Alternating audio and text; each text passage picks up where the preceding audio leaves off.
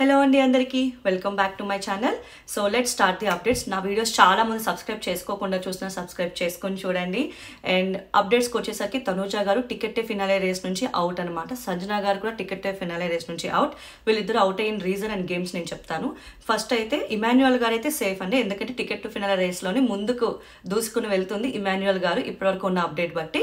ఎందుకంటే ఆయన first task win అయ్యాక సెకండ్ టాస్క్ ఆడడానికి ఎవరిని ఎంచుకుంటారు అని చూస్ చేసుకోవాలి అని ఒక ఆప్షన్ ఇవ్వడం జరుగుద్ది.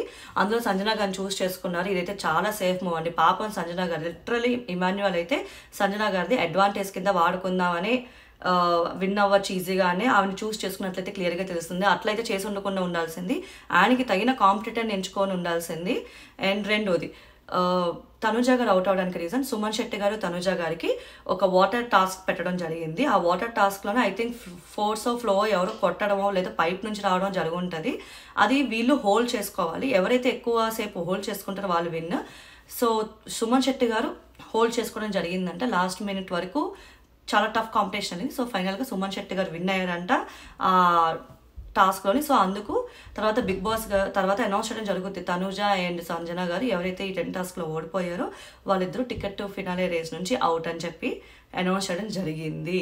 సో అదైతే ఎక్కడో అన్ఫేర్ అనిపిస్తుంది. తనుజా గారి విషయం పక్కన పెడితే సంజనా గారికి కూడా ఛాన్స్ ఉండాల్సిందే అనిపించింది. లెట్స్ సీ, వాళ్ళు ఆడుతున్నారు కాబట్టి వాళ్ళకు కూడా మంచి ఏమంటారు నెగిటివ్ అయితే రాదు. కానీ మొత్తం ప్రోమోస్ అవన్నీ చూసాకైతే నాకు ఒకటి అనిపించింది ఏంటంటే తనుజ గారి డామినేషన్ దారుణంగా ఉందని అనిపిస్తుంది. ఆవిడ మైండ్ గేమ్ గట్టిగా పెడుతున్నారు. హౌస్ మేట్స్ అందరూ మాట్లాడకుండా ఈసారి రీతుని మెచ్చుకోవాలి. రీతు కొంచెం పాయింట్ పెట్టింది నేను ఆడతానని. కానీ అక్కడ ఆడే క్రమంలోని ఫస్ట్ టాస్క్ అందరూ డిస్కస్ చేసుకుని 3 అబ్బాయిని పంపిద్దాం అనే క్రమంలో రీతు ఆడతా అని చెప్పి ఆడింది. అంటే డిమాండ్ పవన్ మళ్ళీ రీతు కోసం ఏమైనా సాక్రిఫైస్ చేస్తే మాత్రం ఏమంటారు అంత కరెక్ట్ అయితే కాదు అనిపించింది. ఆయన వెయిట్ చేసినా నేను ఛాలెంజ్ చేసినా అని చెప్పిన మనిషి అయితే రీతు కోసం డ్రాప్ అయితే మాత్రం అది వ్యాలిడ్ కాదు. సో ఇవి అప్డేట్స్.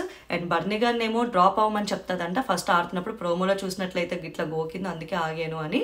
సో అతను ఎందుకు ఆగాలి, నువ్వు ఎందుకు ఆపుతున్నావు నన్ను చెప్పి గట్టిగా మాట్లాడచ్చు కదా. ఏమో విన్ అయ్యేవాడేమో, ఎవరికి తెలుసు. ఈవిడికి సపోర్ట్ అవుతుందని చెప్పి సెకండ్ టాస్క్లో బర్నీ గారిని ఆపిందా అనే ఒక వ్యూహం అయితే అల్లేరా అని అనిపించింది అనమాట. ఆపుకొని ఉండాల్సింది. అక్కడ తనుజ గారు అంత మాస్టర్ మైండ్ పెడుతున్నప్పుడు ప్రతి ఒక్కరు కూడా ఆలోచించాలి. ఆలోచించకుండా అందరూ మౌనంగా ఉండి సానా అంటే తందానా అనడం కూడా కరెక్ట్ కాదు అని అనిపించింది. మీకేమనిపించిందో కామెంట్ డౌన్ చేయండి. టికెట్ ఫినాలే ఎవరు విన్ అయితే బాగుంటుంది అనుకుంటున్నారో కూడా కామెంట్ డౌన్ చేయండి. Thank you.